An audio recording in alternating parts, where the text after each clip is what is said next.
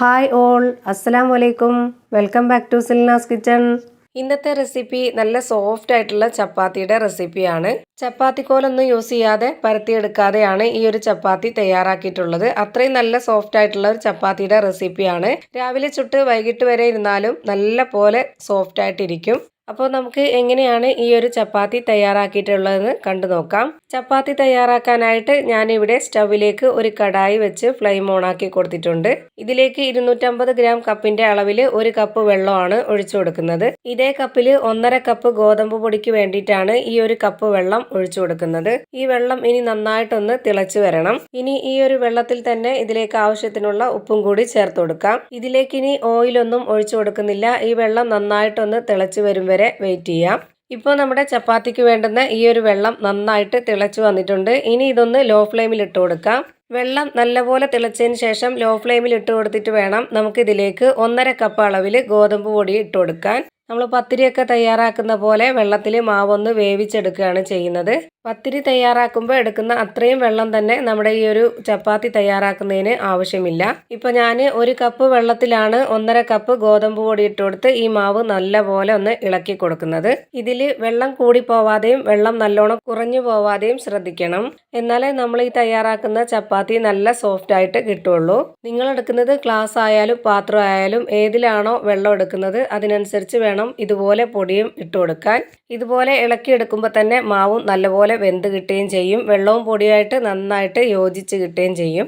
ഇത്രയും മതി. ഇപ്പോൾ നമ്മുടെ മാവും വെള്ളവുമായിട്ട് നന്നായിട്ട് യോജിച്ച് കിട്ടിയിട്ടുണ്ട്. ഇനി ഇതിൻ്റെ ഫ്ലെയിം ഓഫ് ചെയ്യാം. ഇനി ഇത് നന്നായിട്ട് ചൂടാറണ്ട. അതിനു മുമ്പ് തന്നെ നമുക്കിതൊന്ന് കുഴച്ചെടുക്കണം. നമുക്കിതുപോലെ കൈവച്ച് മാവ് നന്നായിട്ട് റെഡിയാക്കി എടുക്കാൻ പറ്റുന്ന ആ ഒരു പരുവത്തിലുള്ള ചൂടിലാണ് ഞാനിത് കുഴച്ചെടുക്കുന്നത്.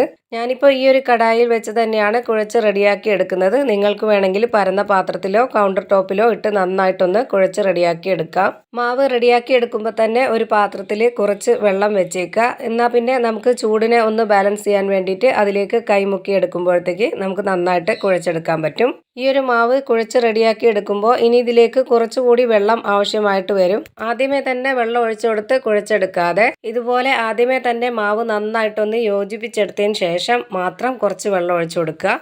ഇനി ഇതിലേക്ക് വളരെ കുറച്ച് വെള്ളം ഒഴിച്ചു കൊടുക്കുന്നുണ്ട്. ഒരു 1/4 കപ്പ് പോലും തികച്ചില്ല. അത്രയും കുറച്ച് വെള്ളമാണ് ഇതിലേക്ക് ഒഴിച്ചു കൊടുത്തിട്ടുള്ളത്.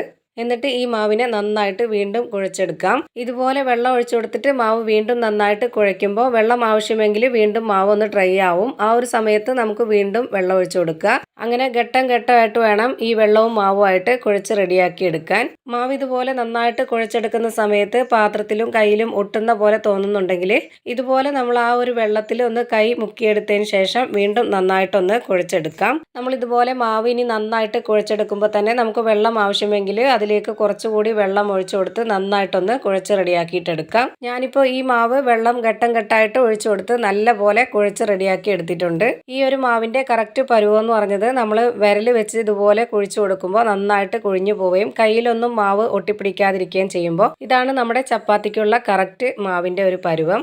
ഇനി ഈ ചപ്പാത്തി മാവൊന്ന് റെഡിയാക്കി എടുക്കാൻ വേണ്ടിയിട്ട് കയ്യിൽ കുറച്ച് എണ്ണ സ്പ്രെഡ് ചെയ്ത് കൊടുത്തിട്ടുണ്ട്. ഇനി ഓരോരുത്തരുടെയും ഇഷ്ടത്തിനനുസരിച്ച് വലിപ്പത്തിന് നമുക്ക് ഈ ഒരു ചപ്പാത്തിയുടെ ബോൾസ് റെഡിയാക്കി എടുക്കാം. ഞാനിപ്പോൾ എല്ലാ മാവും ഈ ഒരു വലിപ്പത്തിലാണ് റെഡിയാക്കി എടുക്കുന്നത്. നമ്മൾ എത്ര നന്നായിട്ട് കുഴച്ച് റെഡിയാക്കി എടുത്ത മാവായിരുന്നാലും ഇതുപോലെ ബോൾസ് ആക്കി എടുക്കാൻ നേരത്തും കയ്യിലിട്ട് നന്നായിട്ടൊന്ന് അമർത്തി ഉരുട്ടിയെടുക്കണം. എന്നാൽ മാത്രമേ ആ ഒരു ചപ്പാത്തി നമുക്ക് നല്ല സോഫ്റ്റ് ആയിട്ട് വക്കൊന്നും വീഴാതെ കറക്റ്റ് ഒരു പരുവത്തിൽ കിട്ടുള്ളൂ. ഇപ്പോൾ ഞാൻ ഈ മാവ് എല്ലാം തന്നെ ഇതുപോലെ ബോൾസ് ആക്കി എടുത്തിട്ടുണ്ട്. ഇനി ഞാനിത് പരത്തി എടുക്കുന്നില്ല. പകരം പ്രസ്സിലൊന്ന് പ്രസ് ചെയ്തെടുക്കുകയാണ് ചെയ്യുന്നത്. അതിനു മുന്നേ ആദ്യം തന്നെ ഞാനിവിടെ ഒരു പാത്രത്തിൽ കുറച്ച് അരിപ്പൊടി ഇട്ട് കൊടുത്തിട്ടുണ്ട്. പ്രസ്സിൽ പരത്തിയെടുക്കുന്ന ആ ഒരു മാവിനെ നമ്മൾ ഈ ഒരു പൊടിയിൽ ഇട്ടിട്ടാണ് തട്ടിയെടുക്കുന്നത്. ഇങ്ങനെ ചെയ്തെടുത്ത മാവ് ചപ്പാത്തിക്കോല് വെച്ചിട്ട് പരത്തിയെടുക്കുകയാണെന്നുണ്ടെങ്കിൽ അരിപ്പൊടി യൂസ് ചെയ്യരുത്. പ്രസ്സിലൊന്ന് പ്രസ് ചെയ്തെടുക്കുന്ന ആ ഒരു മാവിന് മാത്രം നമുക്ക് ഈ അരിപ്പൊടി യൂസ് ചെയ്യാം. ഞാനിപ്പോൾ ഇതുപോലെ ഇവിടെ ഒരു പ്രസ് എടുത്ത് വെച്ചതിന് ശേഷം അതിലേക്ക് 2 സൈഡും എണ്ണ ഒന്ന് സ്പ്രെഡ് ചെയ്ത് കൊടുക്കുന്നുണ്ട്.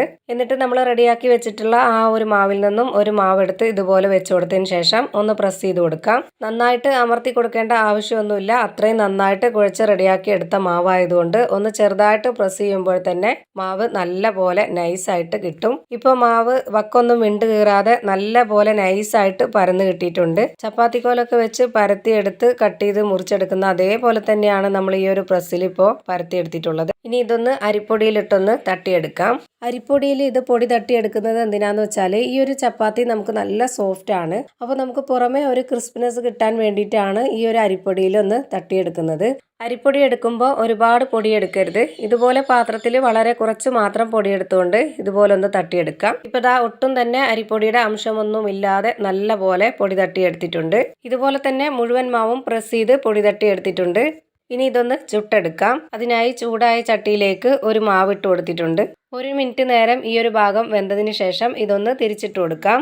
ഇനി ഈ ഒരു ഭാഗവും കൂടെ ഒന്ന് വെന്ത് വരട്ടെ. ഇപ്പോൾ ഈ ഒരു ഭാഗവും കൂടെ വെന്ത് വന്നിട്ടുണ്ട്. ഇനി ഇതൊന്നുകൂടി തിരിച്ചിട്ട് കൊടുക്കാം. ഇപ്പോൾ ഈ ഒരു മാവിന്റെ 2 സൈഡും വെന്ത് കിട്ടിയതുകൊണ്ട് ഇനി പെട്ടെന്ന് തന്നെ ഒന്ന് പൊള്ളി വരും. ഇതേപോലെ തന്നെ നമുക്ക് എല്ലാ മാവും ചുട്ടെടുക്കാം. ഇതുപോലെ ചപ്പാത്തിയുടെ കൂടെ കഴിക്കാൻ പറ്റിയ ചപ്പാത്തി കൊണ്ട് തന്നെ ഉണ്ടാക്കിയെടുത്ത നല്ലൊരു ടേസ്റ്റി ആയിട്ടുള്ള ചപ്പാത്തി കറി ഞാൻ ഇതിനു മുമ്പ് അപ്ലോഡ് ചെയ്തിട്ടുണ്ടായിരുന്നു. കാണാൻ താല്പര്യമുള്ളവർ ആ ഒരു വീഡിയോസും കൂടി ഒന്ന് കണ്ടേക്കണേ. ആ ഒരു വീഡിയോസിന്റെ ലിങ്ക് ഡിസ്ക്രിപ്ഷൻ ബോക്സിലോ കമന്റ് ബോക്സിലോ കൊടുക്കുന്നതാണ്. കാണാൻ താല്പര്യമുള്ളവർ അതും കൂടി ഒന്ന് കണ്ട് സപ്പോർട്ട് ചെയ്തേക്കണേ. ഇതുപോലെ മാവ് റെഡിയാക്കി ചുട്ടെടുക്കുന്ന ആ ഒരു ചപ്പാത്തി നല്ല സോഫ്റ്റ് ആയിട്ടാണ് ഇരിക്കുന്നത്. എത്ര കഴിച്ചാലും മതിയാവുകയില്ല. അത്രയും നല്ല ടേസ്റ്റി ആയിട്ടുള്ള ഒരു ചപ്പാത്തിയുടെ റെസിപ്പിയാണിത്. അപ്പോൾ ഇത്രയേ ഉള്ളൂ എൻ്റെ ഇന്നത്തെ റെസിപ്പി ഇഷ്ടമായാൽ ലൈക്ക് ചെയ്യാനും കമന്റ് ചെയ്യാനും ഷെയർ ചെയ്യാനും മറക്കരുത്. പുതിയൊരു വീഡിയോയുമായി വീണ്ടും വരും. Thank you for watching.